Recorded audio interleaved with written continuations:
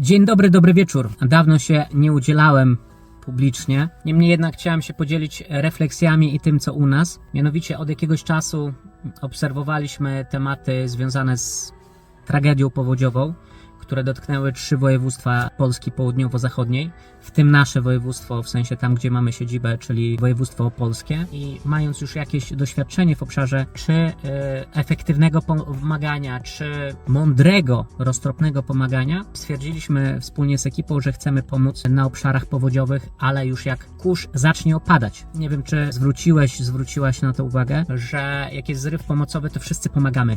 Wszyscy się na to rzucamy.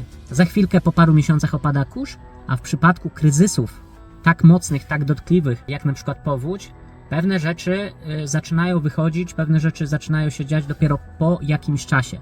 Czyli jak opadają emocje, opada adrenalina, to dopiero zaczynają uruchamiać się różne dziwne konsekwencje takiego kryzysu. Także w tym momencie prowadzimy rekrutację wśród szkół, bo chcielibyśmy wzmocnić szkoły z tamtych terenów, które nie tylko były zamknięte, bo były zalane, ale tak naprawdę osoby, które patrzyły na to wszystko, bo czasami szkoła mogła być niezamknięta ze względów na to, że została zalana, ale mogła być zamknięta, bo na przykład nie można było dojechać do tej szkoły. Mało tego, jeżeli ktoś bezpośrednio nie ucierpiał z powodu kryzysu, pod tytułem jego dom nie był zalany albo jego szkoła nie była zalana, to cała atmosfera i to wszystko to, co się działo i to, co się dalej dzieje, wpływa bardzo mocno na psychikę.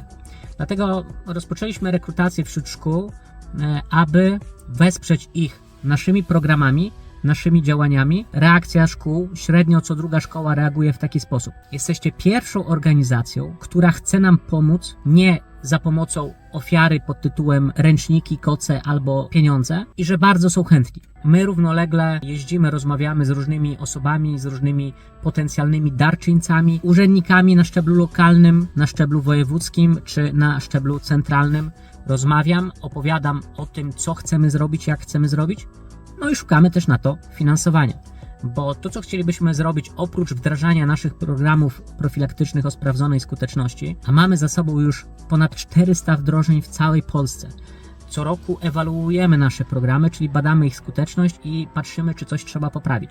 Więc w mojej ocenie to są naprawdę bardzo merytorycznie poprawne działania. I oprócz wdrażania naszych programów profilaktycznych do tamtejszych szkół, chcielibyśmy także wzmocnić dorosłych, czyli nauczycieli i rodziców. Nauczyciele dzisiaj w szkołach często są na urlopach, bo bardzo mocno ucierpieli również psychicznie ze względu na tą tragedię. Więc chcielibyśmy także wzmocnić nauczycieli poprzez warsztaty dla nich, a także autorski system, autorskie narzędzie do superwizji, żeby wspierać ich. Chcielibyśmy od drugiego semestru tego roku przez 1,5 roku szkolnego zapewnić taki proces wdrożeniowy, jeśli chodzi o programy profilaktyczne, a jednocześnie proces towarzyszenia nauczycielom i chętnym rodzicom w tym, aby wzmocnić czynniki chroniące zdrowie psychiczne. W przeciągu 4 lat mieliśmy 3 tragedie.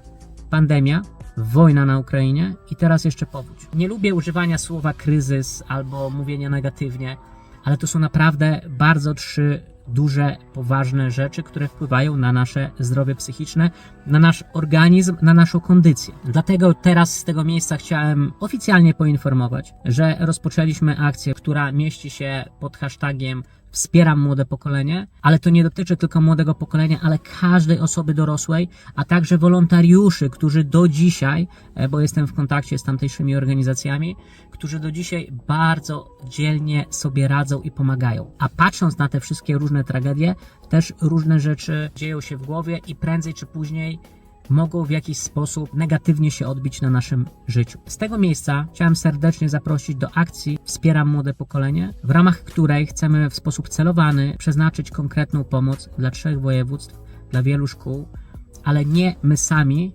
ale wspólnie z różnymi organizacjami, a także z różnymi urzędami. Mam nadzieję, że taką synergią i taką współpracą uda się wypracować konkretną pomoc, która będzie mądra, przemyślana, celowana i będzie to proces, a nie jednorazowa pomoc, jednorazowa akcja, ponieważ badania pokazują, że jednorazowe akcje niestety nie są zbyt skuteczne.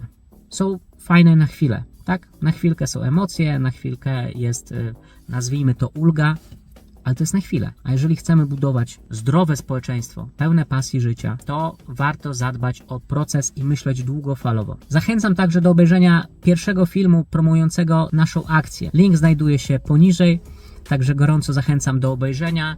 Jeżeli macie jakieś pomysły, to gorąco zachęcam do odzywania się do nas.